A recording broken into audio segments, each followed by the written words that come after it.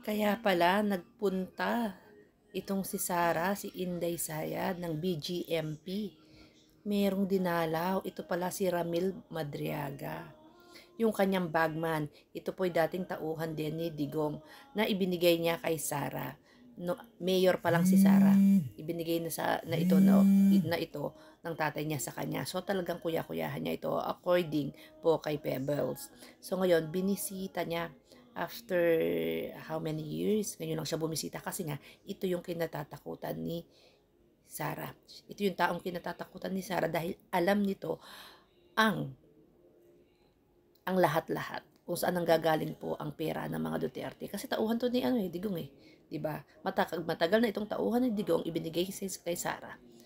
So, during election, ito rin ang nakakaalam kung saan galing po yung pondo. At according doon sa 5 affidavit na ginawa nitong ni Ramil Madriaga is galing sa Pogo at sa mga drug lords. Well, tumutugma po sa sinasabi. Tumutugma sa sinasabi ni Trillanes. Galing sa Pogo and drug lords yung pera ng ni Duterte at ni Sara na meron silang joint account, di ba? 2 billion, 2.4 yata, like that. So, tugman-tugma. So, ito pala ang kinatatakutan na tao ni Sara. Nako, mga DDS, ipagtanggol nyo. No, panindigan nyo. Panindigan nyo ang pagsuporta. Magbulag-bulagan kayo, matuluyan na kayong mabulag. So, gawa na naman kayo ng ng mga ibang technique para maipagtanggol nyo. Itong inyong BP, hindi pa siya tapos doon sa kanyang misuse, disallowances, at overprice na mga pinagbibiling units, materials sa OVP, di ba? Hindi pa siya nagpapaliwanag hanggang ngayon. Nasa Netherlands, nagpapakasarap, di ba? So, hindi pa nga siya tapos doon sa 2024 and 2023, sa DepEd niya, wala pa hanggang ngayon, kaya nga daw confidential fund, hindi daw dapat pag-usapan. So, doon siya nagtatago sa mga ganong salita. So, ngayon, eto na naman po, lumabas na ang kinatatakutan na tao ni Sara, si Ramil Madriaga, ang bagman ni Sara. Mayor pa lang siya, tauhan niya na to. Ito ay binigay ng kanyang tatay na dating tauhan ni Digong. Ibinigay sa kanya dahil mapagkakatiwalaan. Ilang dekada na, pero ngayon po magsasalita na. At hindi lang magsasalita na gaya ni Gutesa, meron pong resibo. May mga resibo. Kagaya ng pagkakasangkot nung asawa ni Inday Sayad at ni Polong doon sa magnetic lifter na puno po ng shrubs.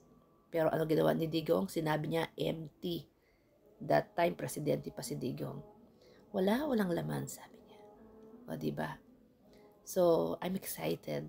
I cannot hide it. Diba? Ito po, yung talagang pinasukan ni PBBM, talagang malalaking tao, maimpluwensyang tao, mayayamang tao. Ito po yung kanyang pinasukan. Para lang maayos ang Pilipinas. Ito sa kasaysayan ng Pilipinas, ito po yung malawakang korupsyon sa kasaysayan ng Pilipinas. Nag-umpisa lahat sa panahon ni Digong, kaya panahon ni Digong lahat tahimik. Kasi lahat busog. Lahat ng mga sangkot ngayon, puro appointed ni Digong, kaalyado ni Digong, mga allies ni Digong. Ganyan po kalawak ang korupsyon na ngayon po sa panahon ni PBBM. Talagang isiniwalat niya yung malawakang korupsyon na yan. Kasi hindi yan na masikmura. Kagaya na lang nung kay Eric Yap. Dami-dami. Isang book po ang pinakita ni Digong. Ang kapal-kapal yan. Mga magnanakaw, mga sangkot sa droga. May napakulong ba siya? Na malalaking tao? Wala. Puro maliliit. Puro nga user Puro user yung pinagtutumba nila sa kalsada ni Bato de la Rosa. Diba? Puro user lang, tsaka mga maliliit na pusher. Walang mga drug lords, walang mga congressman, walang mga senators. So, eto na. Hopefully, ako yung naghihintay po, talagang papanoorin ko to kapag ito ay lumabas. sa Senate hearing ng Blue Ribbon Committee.